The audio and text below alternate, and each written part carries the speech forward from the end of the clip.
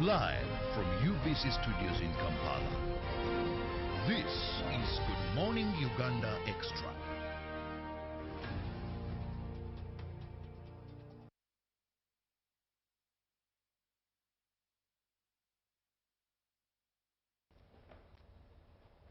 Good morning. Thank you so much for joining us, for staying also with Good Morning Uganda from 6:30 in the morning. Extra. My name is Maureen Bavidie, and this morning I'm joined by Dr. Shamim K. Matovu, the Director, Cooperative Education and Experiential Learning from Victoria University, who will be talking to us about how universities are partnering with industries and organizations to bridge the gap of unemployment in Uganda. Now, thank you so much for joining us. Thank you very much for having me.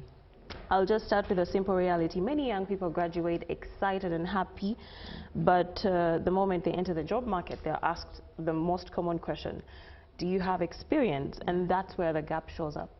What are you doing to fix this? Well, first of all, that's a huge reality for many, many young people today. And the interesting thing is that it actually cuts across both industry and what's happening in academia, because industry is also looking for talent, and talent that is experienced, talent that is competent. But also you realize that as students graduate, go into the marketplace, they want to change their lives. They had a dream. You know, if you think about how many families send their children into education with the purpose of building a dream of change in society, change in the way their lifestyle is, change in exposure, change in a lot of what they've experienced to see a better future for themselves. And how many of those dreams are shattered because of what is not being done. Now, for a long time, when we talk about, if you think about, we look at our population, we have the youngest population.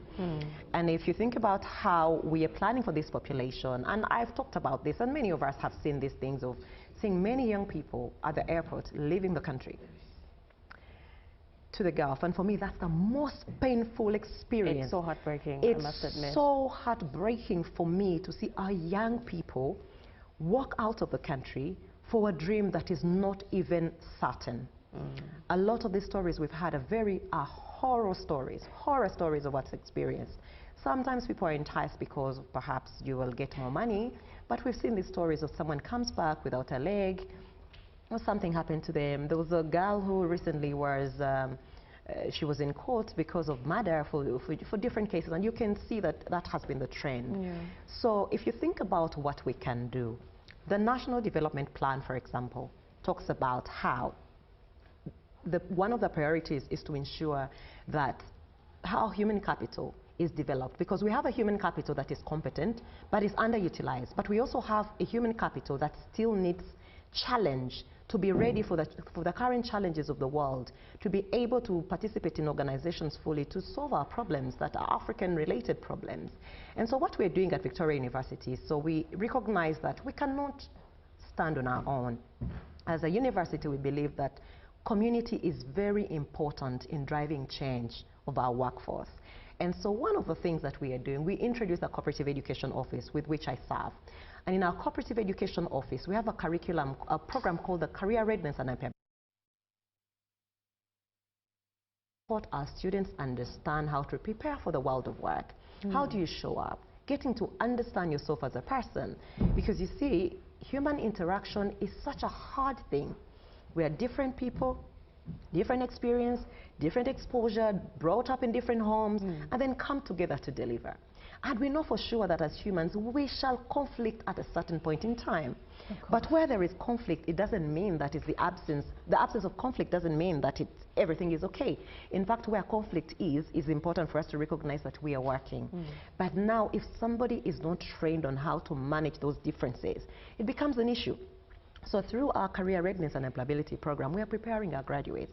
We have a team of coaches that take them through that curriculum. Every student in year one must go through that curriculum. And we will focus on things as understanding who you are, telling your story as a person, global citizenship, coming from understanding our National Development Plan for example, those priorities within our country, what is it that we can do? Then going into the global agenda of sustainable development goals and understanding what's happening around us as a country, as a people, but within our societies as well. And then we tap into fundamentals of money. I know we've had stories where people have said that money is the root cause of all evil, but who said so? You know, every one of us, anything you need in your life, you have to pay for it. Whether it's an education, whether it's to go for a conference, for anything else, you have to pay for it. And so changing those mindsets around money. And we don't do this in isolation. So we invite partners to come along. It could be insurance companies, it could be banks, to speak to our people about how to save, for example, about how to manage money. But we also talk about how you can negotiate for your pay, for example, recognizing that payment is not just money, but you can also get paid in experience. How do you negotiate those experiences to ensure that you develop yourself fully? So we are doing a lot more from what you expect a university to be doing. That you walk into a university to have a degree, but you go out with extra. Working with community, ensuring that they come in along and recognize that at the end of the day, these people are being prepared to come into your spaces. And so we cannot be the only ones impacting these people. We're opening a university to the people to come and share stories, educate our people about the job market, what opportunities are available, how do you want these people to show up. By the time they get out, they have experience. Have you kept track with some of your graduates after graduating, of course, and seen how this has helped them? Oh, let me tell you, one of the things, and I never knew, and I think for me, leading this initiative, I'm understanding myself even better. Because as an individual, I believe that even through my household, the bit about education has always been something very big. But I also get to understand myself fully that I am so passionate about young people educated.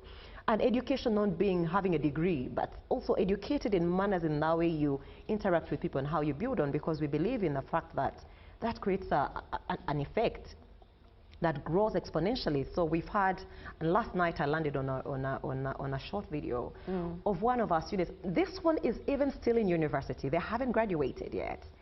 They work with another media house, and they were talking about this program and how it has influenced the way they see life.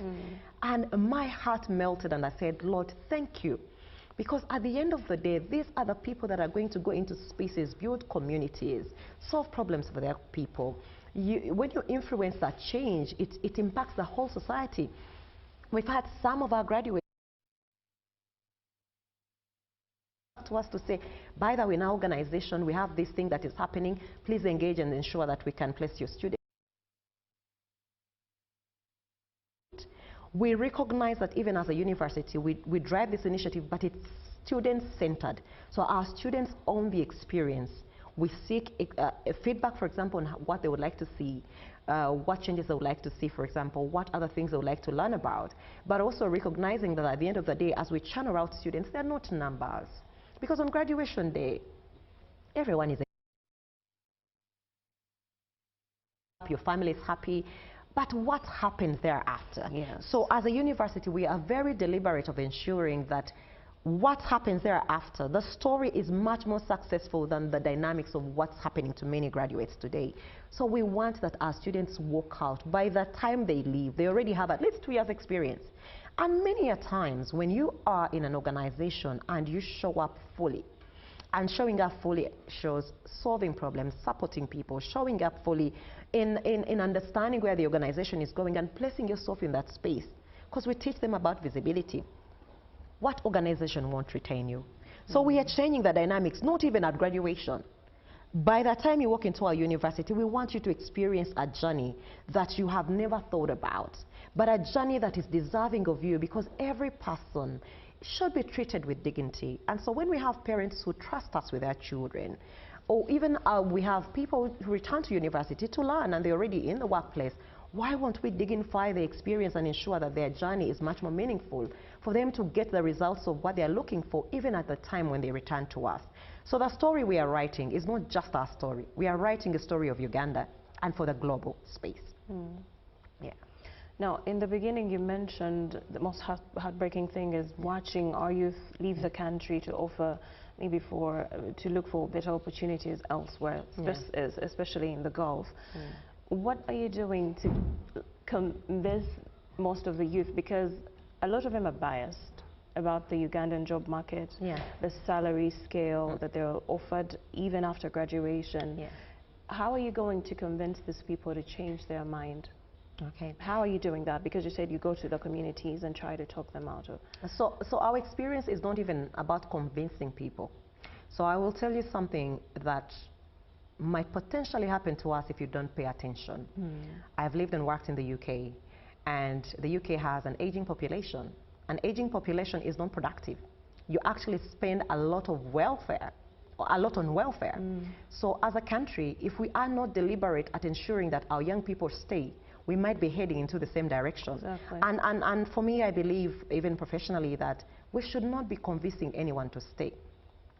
But as citizens of this country, what you and I can do to ensure that we change that narrative. Because I would not want to wake up in a Uganda where all our young people, the productive age is gone. And all we have is an aged population that we have to spend a lot of welfare on. So we are not convincing the young people to stay. We are having conversations with community. And when I speak about community, I speak about organizations, industry. In our cooperative education office, one of the things that we do, so from the Career Readiness and Employability program, we also seek out to ensure that our students have work placements. From year 1, trimester 3, we expect you to be in a work environment, learning the things, learning practical things of the course that you're studying. And so that means that by the time you graduate, you're already figuring out yourself. You're even able to try out and see, this is not something that makes my heart beat. I can go into another space. So the conversations we're having are conversations with organizations. And I believe that some of these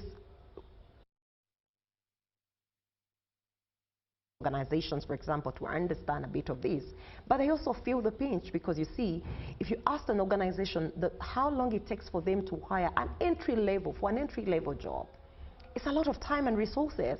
So imagine that you open your doors to young people early enough. You train them about the culture of your organization. You train them about your values. You train them about what's important. And then before you know, you have a pipeline of young people. So we as Victoria University in our cooperative education office, we're establishing ourselves as a job center that organizations can trust that a student from Victoria University will be different. But we can't do this on our own. So we are constantly in spaces, and I believe you see us in different spaces. And I know some people look at us and think, what has Victoria University got to do with maybe being in the it has shifted. It's not the old days of I'm learning to be a doctor, I'm learning to be a policeman. People create their own channel with artificial intelligence, with a lot of internet access. People can make their lives in different ways. So we're having conversations with organizations and seeking partnerships to say, can we have our students placed into your organization?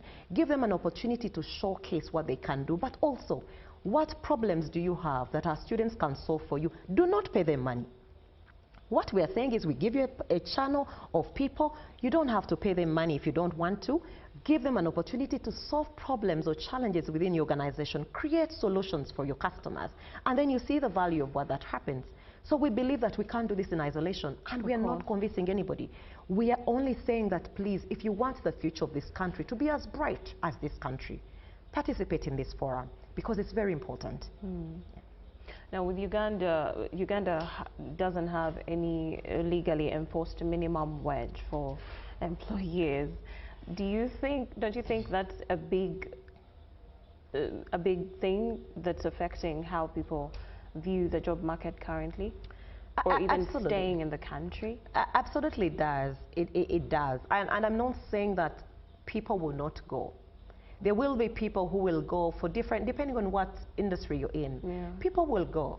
But let people go satisfied and happy to come back home and participate to the development of this country. I think for me that's the one thing that I see that is important, because you see, everyone looks for kinship.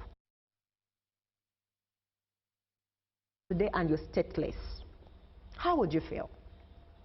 So it's recognizing that at the end of the day, yes, people will leave at a certain point, but let them leave and raise our flag. I do not want for people to leave and then speak ill about our country. Because when someone leaves and raises our flag, it still talks to the fact that we have something to offer, right? And also at a certain point in time, that person will return and build the nation. So it's very, very important for us to recognize that. But however also, on the aspect of a salary scale, and that's very, very important. And I would like to believe that the people that set our laws are paying attention to these things, because it's very, very important. Recently, I read in one of the dailies that the rest of the world sees Uganda as a destination to pick talent. Meaning that the challenge is not that we don't have talent. So the more times people come to pick talent, a lot of our talent will go if we're not paying them well. Because imagine, you also have a family to take care of. You have dreams and aspirations. You have people to take care of. So if we don't pay our people well, they will go. But however, at the end of the day, for us, we believe that as a university, we can only do so much as in having conversations and ensuring that these conversations go to the tables and the hearts of the people that legislate for us, because it's very, very important. We have a lot of organizations that are external from the globe coming into Uganda to hire. If we do not have those rules to support our people, to safeguard them, then we are losing on revenue as well as a country. So it's important that our legislators pay attention to these things, because it's key. Even within us internally as Uganda, it's recognizing that we're safeguarding our people, because when people look for kinship, they want to ensure that they're being taken care of, they are belonging, someone sees that they have value. If they are exploited, then that's another thing that comes for us. So we have to be very deliberate. Those conversations must be held, tabled, and ensure that they are followed through to the end. Because we've had so many conversations about the minimum wage. I just do not know what is stopping us from ensuring that this is actually tied to pay. Yes. Anyway, for a youth out there that's watching us right now that would like to be a part of that program you're offering, and they can't afford it, they can't afford to come to university, are there any maybe scholarships that are available to these students? So our cooperative education office is open to students within Victoria University. However, we've mentioned this several times as a university, we do not exclude ourselves from community. Because we believe that any time we sustain people in understanding what's around them, in getting to recognize the value that they can play, we also reduce on the crime rate. There are a couple of channels that we do have. Sometimes we have public lectures where we invite people outside of the university to come and join us and hear from these conversations and understand what's going on. But also, if you think about our programs as well, because, you know, coming to university has changed. Before, people used to come to university just for a degree, you know, for a bachelor's degree. Today, we have so many entry levels. You can do a high education certificate. You could do a diploma. Start from where you can. Because for us, we believe in nurturing. Come into our space. Let's have conversations on how we can support you. But also, we believe that education doesn't start and end in the ivory tower. We also go away from our towers into communities. So if you have something that is happening, we really want to give back to community. Invite us into the space where we can deliver some of these services to your community. Part in building the nation, even outside of our own spaces. Yeah, so we're very open to engaging with communities and seeing how we can support them. Okay, so this is not just a collaboration, it is a transformation. Absolutely. Okay. Absolutely, because for us we believe that collaborations, it's not just the numbers. We don't want to say we have 15 partners or 1,000 partners. We want to ensure that each partner brings value, and we give. How does this value multiply to ensure that we change the dynamics of our country? Okay, thank you so much, Dr. Shamim. We're going to take a short commercial break and return.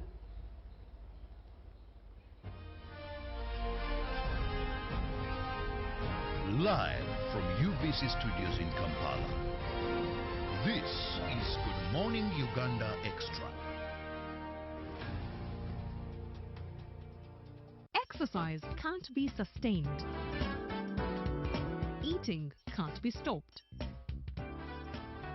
It's even harder to lose weight. Come and give it a try. Genshikang L-carnitine chromium capsules. Plant extract, scientific ratio. Take 3 capsules each time. The active ingredient accelerates fat burning,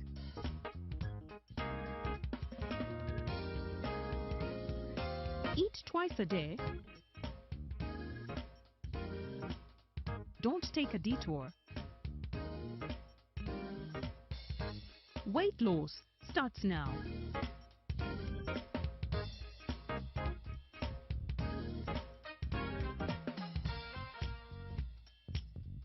Genshikang L-carnitine with chromium capsules helps you stay in shape. Please follow medical advice when taking this product.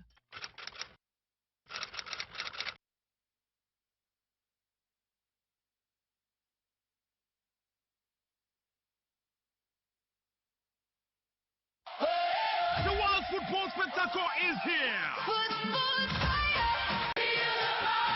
From the vibrant cities of Canada, the passion of Mexico, and the grand stages of the United States, the FIFA World Cup 2026 is set to ignite the planet.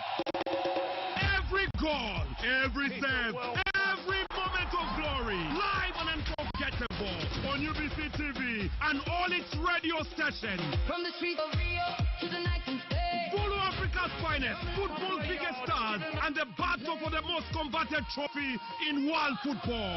1, 3, 1, just to play. Where legends rise, dreams come alive, and history is made. UBC is the home of the FIFA World Cup 2026. Stay tuned to UBC TV and all UBC's radio stations, bringing the world to Uganda, one match at a time.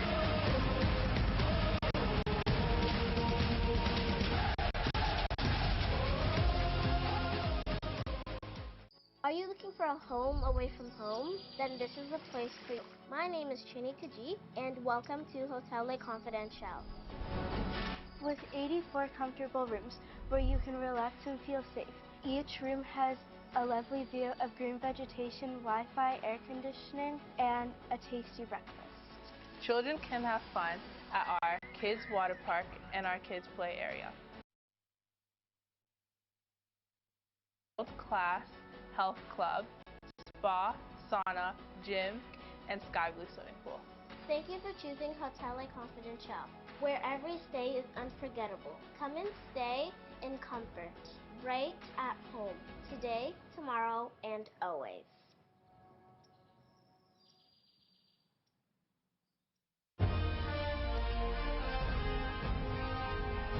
Live from UBC Studios in Kampala.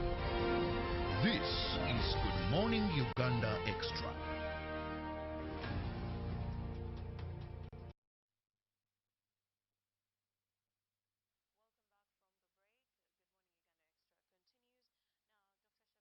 And you're also a corporate culture expert. Please tell us what that entails. Okay, thank you very much. So professionally, I am an organizational anthropologist, and what I do as a culture expert is to go into organizations and support them on their journey to transform the organization. And that entails creating values that are important for the organization and how then people live those values to deliver the vision of the organization. So a lot of this conversation is in checking in alignment of the organization. Is the leadership aligned about the values? Is it aligned about where the organization is going? Do the people understand what our culture is about? And I know that, and especially this conversation in this part of the world was much more evident post-COVID. Like, I think COVID opened up this conversation around culture, showcasing the interactions within organizations. So what we do is go in and check. We do a lot of research. So organizational research, we ask a lot of questions that annoy people sometimes, but it's much more of ensuring that we have an understanding of what's going. And also a lot of our interactions also entail observing interactions and asking questions and probing to understand what exactly is going on. Because for a long time, people talk about a culture of our organization is very toxic. You want to understand, what do you mean the culture of your organization is very toxic? And then they tell you what they think. And if you realize, a lot of that is their search for belonging, their search for opportunity to be seen and to be valued, to be heard, absolutely. And so a lot of what we do is ensure that conversations are held, because we don't talk more. A lot of the times I think we go so much into procedural issues of, you've done something, okay, suspension, caution. But imagine what would have happened if we had more conversations. And if you think about, for example, someone having done something that we think is not acceptable in the organization, but also asking questions, is the person aware? How do we know they know? Because we also know that there are a lot of people that come into organizations and they grow themselves into the organization. So no one tells you about anything on day one, you start teaching yourself. get to understand what the organization is about, but also enabling your people to see whether they are aligned with that organization. And an organization from a perspective of the people need the organization, but me as a person, do I need you as an organization? Are you an employer that I'm happy to work with? And some of those questions we never ask. It's much more about the people that we have. But and also deliver. Deliver. So it's creating a psychologically safe environment for people to be able to speak up with confidence and respect about the things that hurt them, about the things that they like. So much more of the things that you like. Can we continue doing them? Can we multiply them? You get into an organization, and some organizations can tell you that our organization is about customer experience. And sometimes I like to like try and experience that. What does that actually mean? So I could just show up at your organization and maybe look at your values. Often there are placards on the wall, but then it's checking. Did someone notice that I'm here? Exactly. Are they concerned about how long I've been waiting? Do I need a cup of coffee? Do I need a cup of tea? Do I need a bottle of water?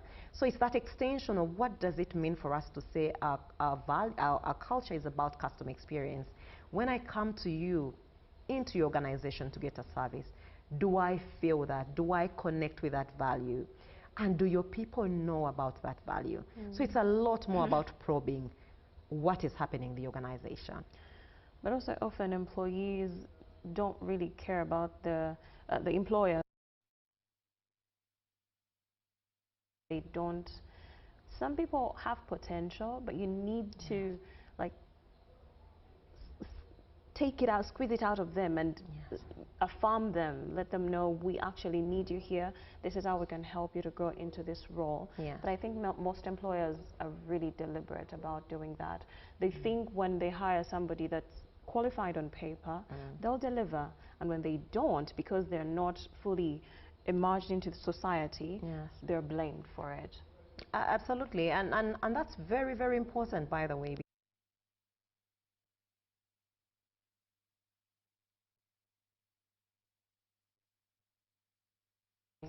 And for me personally and professionally, I want to give people an opportunity to blossom. So seeing the person and recognizing where their energy is and allowing them that opportunity to do that. And I think part of it is because I reflect on my professional journey.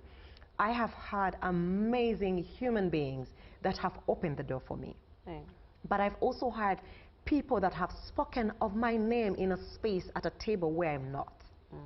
But I've also seen the grace of God reign into my life in how I live it. So I believe that to whom much is given, much is expected. And I think that as employers, it's important to get into a space of understanding your people. I think that a lot of the times we're so quick to do blame games, and these blame games happen in public. But what happens when our people win? Do we say thank you, congratulations, or do we just say you're doing your job? Because you see, it's okay. There are people who will clock in, and you see there are employers who will want you to come into an organization. Your work starts at 9 and finish at 5. So you clock in at 9 o'clock, and at 5 o'clock you're gone. But there was also the bit of, I have seen you physically, but have you given me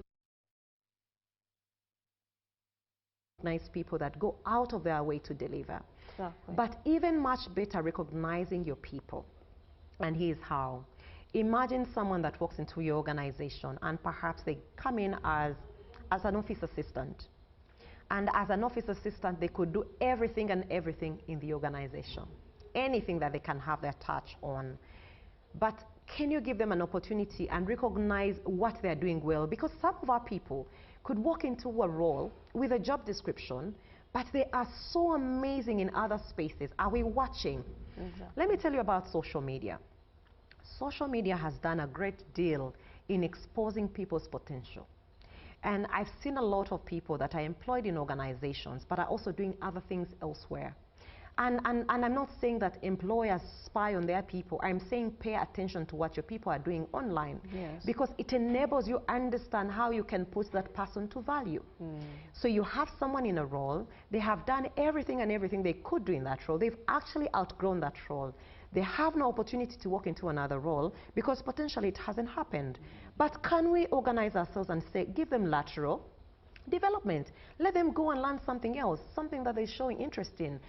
See how you can leverage their skills to create value for your organization. Yeah, exactly. And you will imagine that you could not have given this person an opportunity for a rise, but the fact that you're allowing them to demonstrate who they are and putting their abilities to work, you are going to retain this. Where do you see yourself in this organization?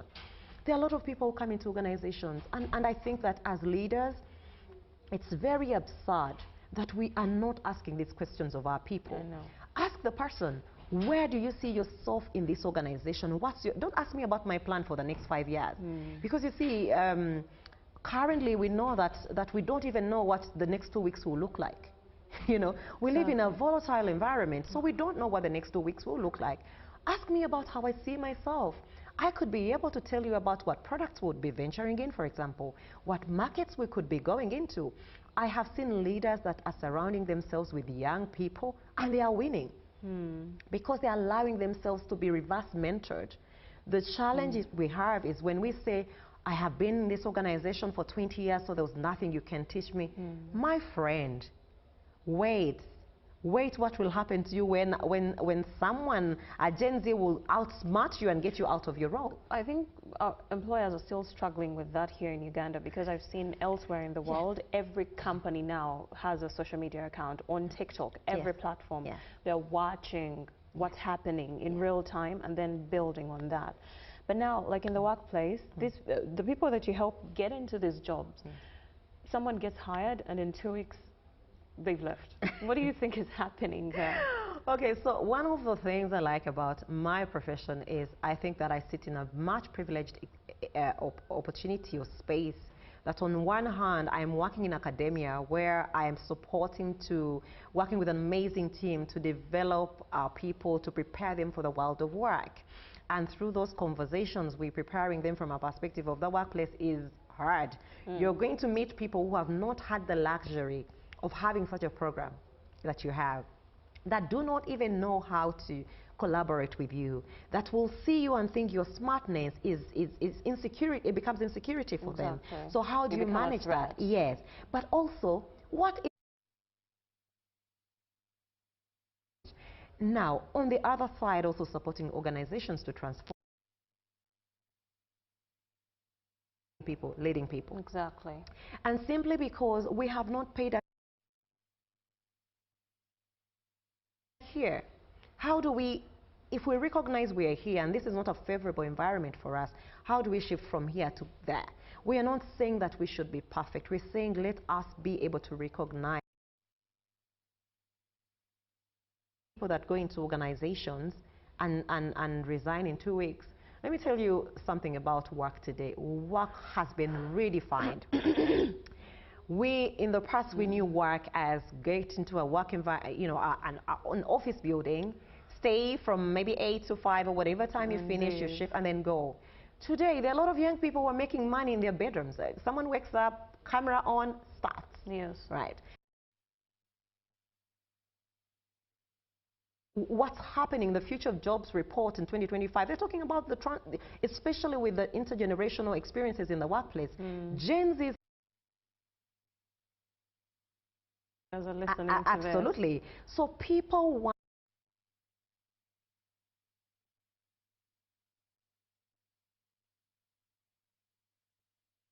should be given. We should not be talking about these things in this century, really. We should teach ourselves to be better, but also allow ourselves to be challenged.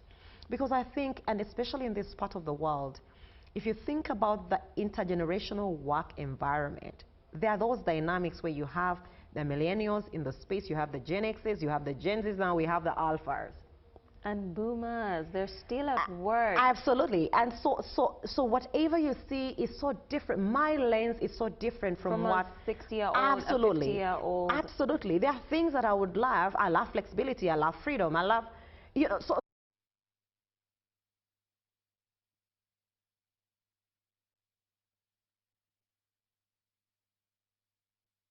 And ensure we create an environment that enables all of us to thrive. To thrive together. That's what's important. The workplace shouldn't be a place for competition. It should be a place where we both come in to bring value. People from different walks of life. If my idea or the way I see the world is different from yours, actually we are winning. Yeah. Because it's a challenge. It could be a huge challenge if as an organization you all think the same way. You're leading yourselves you're breaking down because you can't all be having the same way of thinking. Let people challenge and allow us to see how do we bring that conflict of ideas together in university is to prepare for that kind of workplace because the workplace is shifting and shifting fast. But we live in very uncertain times. Things change, so we must be very able to be adaptive, to get out of our comfort zones. Okay. Now, we've been talking about social media and how it has taken over in terms of, you know, employment. People are now self-employed. Is there university offers on that to teach people how to integrate their skills online and, you know, leverage them? Absolutely. You've had, we've had conversations around, and let's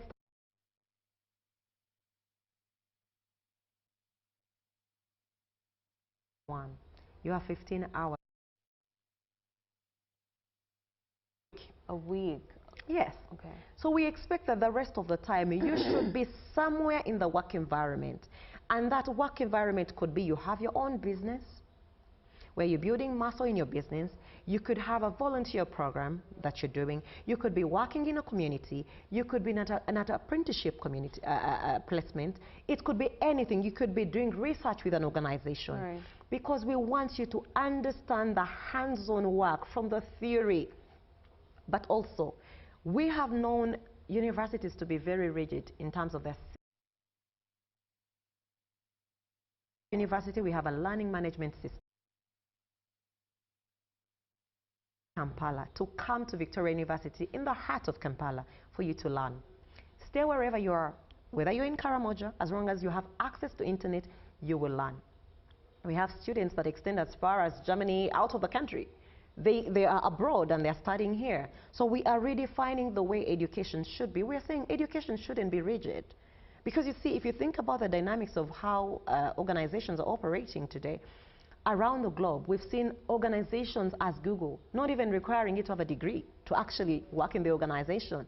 That should tell us something. It's not telling us the degrees are not necessary. It's telling us that we must pay attention to those dynamics and the shifts. So we are also allowing that there are people who are at the workplace today.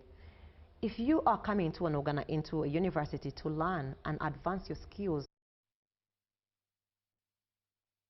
a 2-year degree, a 1-year degree, then to go back and search for employment. Yeah. It doesn't make sense, right? Build a community of people and support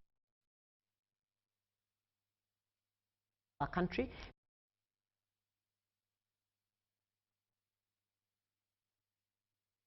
You're paying taxes, you're kept in the job, but you're also learning. So our learning management system enables you to study from anywhere. But also from that perspective, we recognize that the world of work is changing so fast.